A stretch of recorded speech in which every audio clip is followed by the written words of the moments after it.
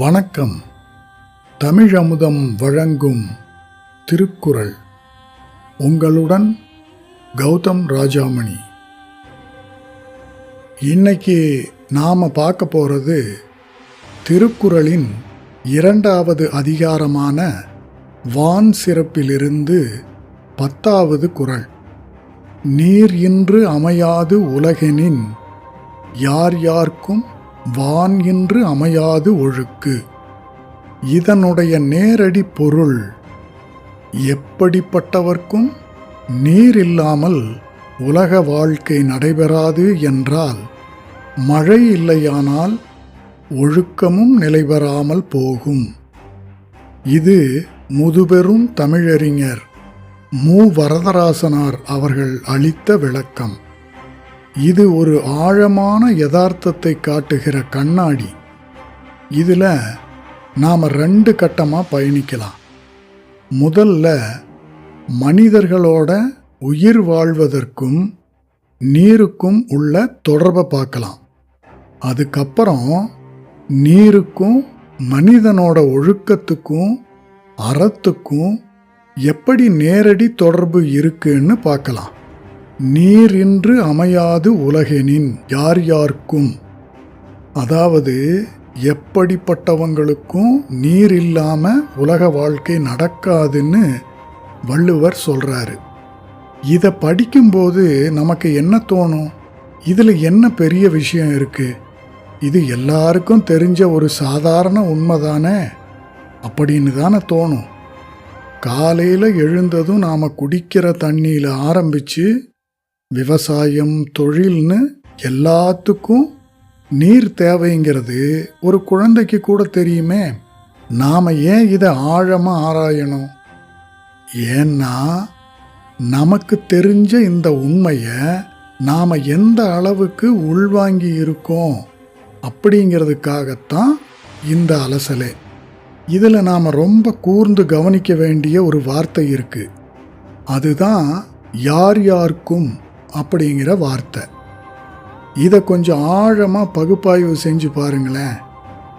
மனித சமூகம் தங்களுக்குள்ள எத்தனையோ படிநிலைகளை, ஏற்றத்தாழ்வுகளை உருவாக்கி வச்சிருக்கு. அதிகாரம், செல்வம், சாதி, மதம், இப்படி எத்தனையோ பிரிவினைகள் இருக்கு. ஆனால் நீங்கள் ஒரு மாபெரும் சாம்ராஜ்யத்தை ஆளுற உலகத் தலைவராக கூட இருக்கலாம். இல்லை பல ஆயிரம் கோடிகளுக்கு அதிபதியான ஒரு பெரிய பணக்காரராக இருக்கலாம். இல்லைன்னா அன்றாட உணவுக்காக உழைக்கிற ஒரு சாமானியனாக கூட இருக்கலாம். நீங்கள் யாராக இருந்தாலும் உங்கள் உடம்புக்கும் உயிருக்கும் நீர் தேவை. நீர் அப்படிங்கிற அந்த ஒரு சாதாரண இயற்கை வளம் மனிதர்கள் கற்பனையாக உருவாக்கி வச்சிருக்கிற அத்தனை ஏற்றத்தாழ்வுகளையும் ஒரே நொடியில் உடைச்சு எல்லாரையும் சரிசமமாக்குது. தண்ணி மனிதர்களை சமமாக்குது அப்படிங்கிறது ரொம்பவே கவனிக்க வேண்டிய ஒரு விஷயந்தானே. அரசராக இருந்தாலும் சாமானியராக இருந்தாலும் தாகம்ங்கிறது ஒன்று தான் இல்லையா? இயற்கைக்கு முன்னாடி நாம் எல்லோரும் வெறும் உயிர் வாழும் ஜீவன்கள் மட்டுமே அப்படிங்கிற உண்மையை இந்த வரி முகத்தில் அரைஞ்சது மாதிரி நமக்கு சொல்லுது இல்லையா? அதிகாரம், பணம் எதுவுமே தாகத்தை தீர்க்க முடியாது. அதுதான் நிதர்சனம். நாம் இப்போ பெரிய பெரிய டவுன்ஷிப் எல்லாம் உருவாக்குறோம். தொழில்நுட்பத்தில் உச்சத்தை தொடுறோம். பைப்பை திறந்தா தண்ணி வர்றதால நாம் இயற்கையை வென்றுட்டோம் அப்படிங்கிற ஒரு மாயையில் வாழ்ந்துட்டுருக்கோம்.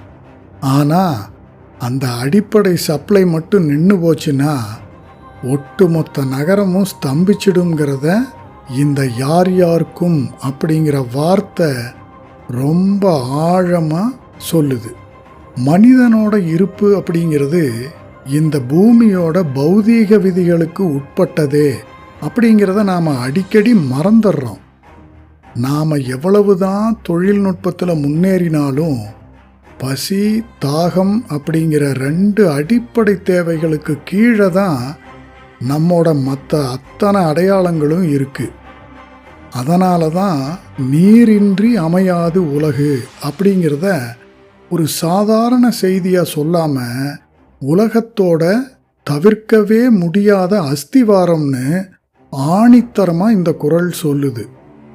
இப்போ குறளோட இரண்டாம் பாதிக்கு வருவோம். வான் இன்றி அமையாது ஒழுக்கு. அதாவது மழை இல்லைன்னா ஒழுக்கமும் நிலைவராமல் போகும் அப்படின்னு சொல்றாரு நம்ம தெய்வ புலவர். நாம இது வரைக்கும் ஒரு மனிதனோட ஒழுக்கம் அப்படிங்கிறது அவனோட வளர்ப்பு, கல்வி, குடும்ப பின்னணி, அப்புறம் அவன் சார்ந்திருக்கிற சட்டம், பண்பாடு, இது சம்பந்தப்பட்டது தானேன்னு புரிஞ்சு வச்சிருக்கோம்.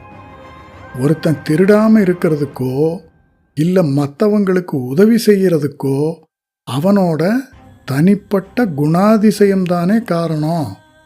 அது எப்படி வானத்திலிருந்து பெய்கிற மழையை சார்ந்து இருக்க முடியும்? நான் நல்லவனாக இருக்கிறது என் தனிப்பட்ட விருப்பம்தானே. அப்படிங்கிறது தான் நம்மளோட பொதுவான புரிதல். தனி மனித அளவில் இது சரியாக கூட இருக்கலாம். சில மனிதர்கள் எந்த சூழ்நிலையிலையும் தங்களோட அறத்தை விட்டு கொடுக்காம இருப்பாங்க. ஆனால் இந்த குறள் தனி மனிதனை மட்டும் பேசலை, ஒரு ஒட்டுமொத்த சமுதாயத்தோட கட்டமைப்பை பற்றி பேசுது. மனிதர்கள் சமூகமாக வாழ ஆரம்பித்ததோட அடித்தளமே வளங்களை பகிர்ந்துக்கிறதும் ஒருத்தருக்கு ஒருத்தர் உதவி செய்கிறதும் தான். அதைத்தான் நாம் ஒழுக்கம், அறம், சட்டம், தர்மம்னு பல பெயர்களில் சொல்கிறோம். ஆனால் எப்போ மழை பொய்த்து நீர் இல்லாமல் போகுதோ அப்போ மனிதனோட அடிப்படை தேவையே கேள்விக்குறியாகுது. அவனோட வாழ்வாதார போராட்டம் அங்கே ஆரம்பமாகுது. வாழ்வாதார போராட்டம் ஆரம்பமாகும்போது வளங்கள் குறையும். வளங்கள் குறையும் போது பகிர்ந்துக்கிற தன்மை தானாகவே குறையத் தொடங்கும். இந்த இடத்துல மனிதர்களோட ஒழுக்கங்கிறது ஒரு வசதியான சூழ்நிலையில் மட்டும்தான் சாத்தியமாகுமா அப்படிங்கிற ஒரு கேள்வி இயல்பாகவே வருது இல்லையா? ஓரளவுக்கு அப்படித்தான்.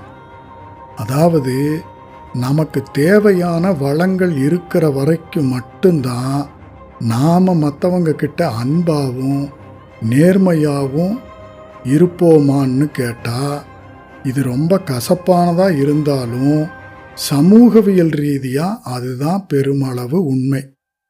இதை நாம் ஒரு கற்பனையான நிகழ்வு மூலமாக பொருத்தி பார்க்கலாமா? இப்போ ஒரு ஊரில் மழை பெஞ்சு விவசாயம் ரொம்ப செழிப்பாக இருக்கும்போது அந்த ஊர் மக்கள் தங்களோட உபரி உணவை மற்றவங்களோட பகிர்ந்துக்குவாங்க. அங்கே பெரும்பாலும் திருட்டு இருக்காது, சட்டம் ஒழுங்கு சீராக இருக்கும், திருவிழாக்கள் நடக்கும், மனிதர்கள் ஒருத்தருக்கு ஒருத்தர் ரொம்ப கருணையோடு நடந்துக்குவாங்க. ஆனால் தொடர்ந்து ஒரு 3 வருஷத்துக்கு மழையே இல்லைன்னு வச்சுக்குவோம். ஆறுகள் எல்லாம் வறண்டு போயிட்டுருக்கு, விவசாயம் செய்யவே முடியலை, உணவு பற்றாக்குறை அதோட உச்சகட்டத்தை அடையுது. இப்போ அந்த சமுதாயத்தோட மனநிலை எப்படி இருக்கும்னு யோசிச்சு பாருங்க. நிச்சயமாக மனநிலை மாறும். முதல்ல அவங்க தங்களோட சேமிப்பை பயன்படுத்துவாங்க. அதுக்கப்புறம் அக்கம் பக்கத்தில் கேட்பாங்க. அதுவும் கிடைக்காத ஒரு சூழ்நிலையில் ஒரு மனுஷன் தன் குழந்தை பசியாலையும் தாகத்தாலையும் துடிக்கிறத பார்க்கும்போது அவனோட மூளை உயிர் பிழைப்பதற்கான ஒரு தீவிர போராட்ட நிலைக்கு போயிடும். அதாவது சர்வைவல் மோடுக்கு போயிடுவாங்க. அந்த போராட்ட நிலையில் பல நூற்றாண்டுகளாக ரொம்ப கவனமாக நிலைநிறுத்தப்பட்டு இருந்த சமூக கட்டமைப்புகள் எல்லாம் மெல்ல மெல்ல உடையத் தொடங்கும். அடுத்தவங்களுக்கு உதவுற மனப்பான்மை போய் தனக்கும் தன் குடும்பத்துக்கும் உணவும் நீரும் வேணும் அப்படிங்கிற அடிப்படை சுயநலம் அங்கே மேலோங்கும். இந்த இடத்துல சட்டம், தர்மம், நியாயம் இதை பற்றி எல்லாம் மனுஷ மனம் சிந்திக்காது. பசி வந்திட 10 பறந்து போகும்னு சொல்லுவாங்களே, அதே நிலைதான். அங்கே அறத்தை விட பசியோட குரல் தான் ஓங்கி ஒலிக்கும். இப்போ யோசிச்சு பாருங்க, நாம் அறம்னு பெருமையாக பேசிக்கிற விஷயங்கள் எல்லாமே இயற்கையோட கருணையால் நமக்கு கிடைச்ச ஒரு சொகுசு அப்படின்னு தானே சொல்ல முடியுது.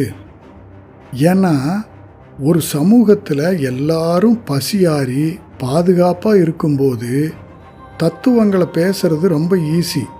ஆனால் தாகம் தொண்டையை அடைக்கும்போது அடுத்தவன் கிணத்துல இருக்கிற தண்ணியை திருடுறது ஒரு குத்தமாகவே தெரியாது. அது ஒரு உயிர் பிழைப்பதற்கான ஒரு தேவையாக மட்டும்தான் தெரியும். எனவே மழையும் நீரும் இல்லைன்னா மனித சமூகத்தோட ஒழுக்கமும் அறமும் தானாகவே அழிஞ்சு போகும்னு வள்ளுவர் சொன்னது 100க்கு 100 நிதர்சனமான உண்மை இல்லையா? இது மனித இயல்போட இருண்ட பக்கமாக இருந்தாலும் நாம் ஏற்றுக்க வேண்டிய ஒரு உளவியல் மற்றும் சமூகவியல் உண்மை. ஒரு சமூகம் அறத்தோடும் பண்பாட்டோடும் இருக்கணும்னா அந்த சமூகத்தோட அடிப்படை தேவைகள் தடையின்றி பூர்த்தி செய்யப்படணும். அதை இயற்கை தான் வழங்குது. இயற்கை கைவிடும்போது மனிதனும் அறத்தை கைவிட்டுறான். ரொம்ப ஆழமான சிந்தனை இது. அதனால தான் ஒழுக்கம் அப்படிங்கிறது வெறும் தத்துவ புத்தகங்களில் இல்லை, அது மழை துளிகளில் ஒளிஞ்சிருக்கு அப்படிங்கிற ஒரு மாபெரும் சிந்தனையை இந்த குறள் முன்வைக்குது இல்லையா? இதை ஒரு எளிய உதாரணம் மூலம் இன்னும் தெளிவாகவும் ஆழமாகவும் புரிஞ்சுக்கலாம். ஒரு பிரம்மாண்டமான அழகான கட்டிடத்தை கற்பனை செஞ்சு பாருங்க. அந்த கட்டிடத்தோட அடித்தளம் அல்லது அஸ்திவாரம் அப்படிங்கிறது இயற்கையான நீர் மற்றும் மழை. அதோட மேலே கட்டப்பட்டிருக்கிற ரொம்ப அழகான கண்ணை பறிக்கிற மேற்கூரை, அதில் வரையப்பட்டிருக்கிற ஓவியங்கள், வேலைப்பாடுகள், இதெல்லாம் தான் மனிதனோட அறம், சட்டம், பண்பாடு மற்றும் ஒழுக்கம். நாம் எப்பவுமே அந்த மேற்கூரையை பற்றி தான் பேசிகிட்டு இருக்கோம். எங்கள் சமூகம் எவ்வளவு நாகரீகமானது, எங்கள் சட்டங்கள் எவ்வளவு நேர்மையானவை தெரியுமா அப்படின்னு அந்த வேலைப்பாடுகளை பார்த்து நாம் பெருமைப்பட்டுக்கிறோம். ஆனால் அந்த அஸ்திவாரமான இயற்கையும் மழையும் வலுவாக இல்லைன்னா அதில் ஒரு சின்ன விரிசல் விழுந்து நிலைகுலைஞ்சா அந்த ஒட்டுமொத்த மேற்கூரையும் சரிஞ்சு சுக்கு நூறாக உடைஞ்சு விழும் இல்லையா? நாம் வழக்கமாக அறம் அப்படிங்கிறத காற்றுல விதைக்கிற மாதிரி கருத்தியலாகவே பார்க்குறோம். நான் எப்படிப்பட்ட சூழ்நிலையிலும் நேர்மையாக இருப்பேன்னு சொல்லிக்கிறது ரொம்ப ஈஸி. ஆனால் அந்த உயர்ந்த அறம், அந்த நேர்மை, அந்த மன உறுதி, இது எல்லாமே பூமியோட மண்ணையும் வானத்தோட மழையையும் தான் முழுமையாக சார்ந்திருக்கு. நாம் அஸ்திவாரத்தை மறந்துட்டு மேற்கூரையை மட்டும் சரி செய்ய முடியாது. கட்டிடத்தோட அஸ்திவாரம் ஆட்டம் காணும்போது மேற்கூரை அந்தரத்தில் தொங்கிட்டு இருக்காது, அதுவும் சேர்ந்தே இடிஞ்சு விழுந்துடும் இல்லையா? அதுபோலத்தான் சூழலியல் சமநிலை சீர்குலையும் போது மனித நாகரீகமும் ஒழுக்கமும் சேர்ந்தே வீழ்ச்சி அடையும். இந்த இடத்துல நாம் இன்னொன்னையும் கவனிக்கணும். இந்த குறளில் வர்ற ஒழுக்கு அப்படிங்கிற வார்த்தை பொதுவாக தண்ணியோட ஓட்டத்தை நாம் ஒழுக்குன்னு சொல்லுவோம். ஆற்றுல நீர் சீராக செல்றது நீரோட்டம் அல்லது ஒழுக்கு. அதுபோல மனித வாழ்க்கையோட சீரான ஓட்டத்தை தான் நாம் ஒழுக்கம்னு சொல்கிறோம். இயற்கையோட நீரோட்டம் எப்போ நின்று போகுதோ அப்போவே மனித வாழ்க்கையோட அறவோட்டமும் நின்று போகுது. ரெண்டுக்கும் ஒரே வார்த்தையை பயன்படுத்தி இருக்கிறத பார்த்தா அந்த காலத்திலேயே அறிவியலையும் தத்துவத்தையும் எவ்வளவு அழகாக இணைச்சு பார்த்துருக்காங்கன்னு புரியுது. பழங்கால ஞானிகள் இயற்கையையும் மனித வாழ்க்கையையும் தனித்தனியாக பார்க்கல. இன்னைக்கு நாம் சூழலியல் அப்படிங்கிறது ஒரு துறையாகவும் நன்னெறிங்கிறது வேறு ஒரு துறையாகவும் பிரித்து வச்சுருக்கோம். ஆனால் இது ரெண்டும் பிரிக்க முடியாதபடி ஒண்ணா பிணைக்கப்பட்டிருக்கு. நாம அறத்தை நிலைநிறுத்தணும்னா நீதிமன்றங்களையும் சட்டங்களையும் மட்டும் பெருக்குனா பத்தாது. இயற்கையையும் பாதுகாக்கணும். காடுகளை அழிக்காம, நீர்நிலைகளை ஆக்கிரமிக்காம, மழையை ஈர்க்கிற சூழலியலை காப்பாத்துறது தான் ஒரு சமூகத்தோட முதல் ஒழுக்கம். அந்த இயற்கை ஒழுக்கம் மீறப்பட்டா மனித ஒழுக்கம் தானாகவே மீறப்படும். இதை நாம் பார்க்கும்போது ஒட்டுமொத்த மனித நாகரீகமும் எவ்வளவு மெல்லிய ஒரு நூலில் தொங்கிட்டு இருக்கு அப்படிங்கிற ஆச்சரியம் வருதில்ல? அதுதான் உண்மை. நாம் நம்மோட தொழில்நுட்பம், செயற்கை நுண்ணறிவு, விண்வெளி பயணம்னு எதை நினச்சி பெருமைப்பட்டாலும் அது எல்லாமே ஒரு சில துளி நீரோட தயவுல தான் இயங்கிட்டு இருக்கு. தண்ணி இல்லைன்னா விவசாயம் இல்லை, விவசாயம் இல்லைன்னா உணவு இல்லை, உணவு இல்லைன்னா பசி, பசி வந்தா மனிதனுக்குள்ள இருக்கிற மிருக குணம் வெளியே வரும். அப்புறம் எங்க சட்டம், எங்க ஒழுக்கம்? ரொம்ப சுருக்கமா, ரொம்ப நேர்த்தியா அந்த 2 வரிகள் ஒரு மனித நாகரீகத்தோட ஆதியையும் அந்தத்தையும் அருமையா விளக்கிடுது. இது நமக்கு உணர்த்துற பாடம் ரொம்பவே தெளிவானது. நாம அறத்தோடும் அமைதியோடும் ஒரு சமூகமா வாழணும்னா இயற்கை வளங்கள் தடையின்றி கிடைக்கணும். அதை உறுதி செய்யறது வெறும் அரசாங்கத்தோட கடமை மட்டும் கிடையாது, ஒட்டுமொத்த சமூகத்தோட கடமை அது. ஆக இயற்கையை பாதுகாக்கிறதுங்கிறது ஏதோ மரம் செடி கொடிகளை காப்பாத்துறது மட்டும் இல்லை, அது மனித சமூகத்தோட நேர்மையையும் கருணையையும் காப்பாத்துறது. இயற்கை வளம் அழிஞ்சா மனித நேயமும் சேர்ந்தே அழிஞ்சிடும் அப்படிங்கிற ஒரு பெரிய தத்துவத்தை நாம் ஒவ்வொருவரும் உணர்ந்து செயல்படணும். நாம் இதுவரைக்கும் விவாதித்த இந்த தகவல்களை எல்லாம் ஒன்றா சேர்த்தா நமக்கு கிடைக்கிற செய்தி என்ன? நாம் நம்மோட அறத்தையும் பண்பாட்டையும் ஒழுக்கத்தையும் பாதுகாக்கிறதுங்கிறது வெறும் புத்தகங்களை படிக்கிறதுலையோ இல்லை அறிவுரைகளை கேட்கறதுலையோ இல்லை. அது நம்மோட நீர்நிலைகளை பாதுகாக்கிறதுலையும் இயற்கையோட சுழற்சியை கெடுக்காம இருக்கிறதுலையும் தான் இருக்கு. நாம எவ்வளவுதான் பெரிய பள்ளிக்கூடங்களை கட்டினாலும், மிகச்சிறந்த நீதிமான்களை கொண்டு கடுமையான சட்டங்களை இயற்றினாலும், வானத்தில் இருந்து மழை பெய்யலைன்னா இந்த கட்டமைப்புகள் எல்லாமே ஒரு சில நாட்கள்லேயே அர்த்தமற்றதா போயிடும். ஒரு சமூகத்தோட ஒழுக்கம்ங்கிறது அந்த சமூகம் இயற்கையை எப்படி கையாளுது அப்படிங்கிறத பொறுத்து தான் அமையுது. நமது மிக உயர்ந்த நற்பண்புகளும் நாம் பெருமையாக பேசிக்கிற மனித ஒழுக்கமும் கூட மனிதனுக்கு மட்டுமே சொந்தமான தனித்து இயங்குகிற ஒன்று கிடையாது. அவை நமது மிக அடிப்படையான இயற்கை வளங்களோட, குறிப்பாக மழையோடும் நீரோடும் பிரிக்க முடியாதபடி பிணைக்கப்பட்டிருக்கு. நாம் அறத்தை வளர்க்க விரும்புனா முதல்ல இயற்கையை காப்பாற்றணும். நீர் அப்படிங்கிற அடிப்படை தேவை மறுக்கப்படுற எந்த இடத்துலையும் மனித அறம் மலரவே முடியாது. இதை நாம் ஒவ்வொரு கணமும் நினைவில் வச்சுக்கணும். இந்த ஆழ்ந்த அலசல் எனக்கு கொடுத்த சிலிர்ப்பும் விரிவான சிந்தனையும் இதை கேட்டுட்டு இருக்கிற உங்களுக்கும் கிடைச்சிருக்கும்னு நான் உறுதியாக நம்புகிறேன். இப்போது உங்ககிட்ட ஒரு முக்கியமான, சற்றே சவாலான கேள்வியை முன் வச்சு உங்களை சிந்திக்க தூண்டும் வகையில் இந்த உரையை முடிக்க விரும்புகிறேன். கொஞ்சம் யோசிச்சு பாருங்க. நமது மனித ஒழுக்கமும் சமூக கட்டமைப்பும் இயற்கையோட நிலைத்தன்மையை, குறிப்பாக மழையை மட்டுமே பெருமளவு நம்பி இருக்கு அப்படிங்கிறது இன்னைக்கு நாம் தெரிஞ்சுக்கிட்ட உண்மை. அப்படின்னா எதிர்காலத்தில் பருவநிலை மாற்றத்தால நீர் வற்றி வளங்கள் குறையிற கடினமான காலகட்டங்கள் வரும்போது நல்லது அல்லது அறம் அப்படிங்கிறதுக்கான நமது வரையறைகள் எப்படியெல்லாம் மாறும்னு நீங்க நினைக்கிறீங்க? இன்னைக்கு நாம எதை நேர்மைனும் ஒழுக்கம்னும் சொல்றோமோ அது தண்ணீர் இல்லாத வறட்சியான காலத்துல நிலைக்குமா?